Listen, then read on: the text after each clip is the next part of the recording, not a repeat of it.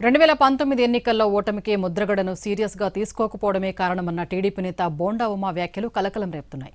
ఈ వ్యాఖ్యలకు పిఠాపురం మాజీ ఎమ్మెల్యే వర్మ కౌంటర్ ఇచ్చారు. వ్యక్తిగత అభిప్రాయాలను పార్టీకి అంటగట్టవద్దన్నారు. వ్యక్తిగత అజెండాతో పార్టీ నష్టపోయే విధంగా మాట్లాడవద్దని సూచించారు.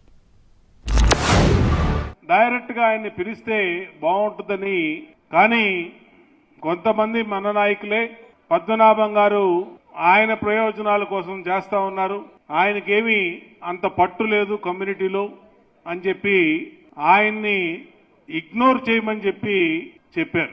తుని సభ జరిగింది. తుని సభ ఎలా జరిగిందో ఏం జరిగిందో మనందరం చూసాం. కంచాలు కొట్టండి అని పిలుపునిస్తే మొత్తం రాష్ట్రంలో కాపు కుటుంబాలన్నీ కూడా బయటకు వచ్చి కంచాలు కొట్టినాయి. ఆయన చేసిన ఉద్యమ ఫలితం 2019లో అధికార మార్పిడి జరిగిందని కూడా తెలియజేస్తా ఉన్నాం. మేము అధికారం కోల్పోయాం 2019లో.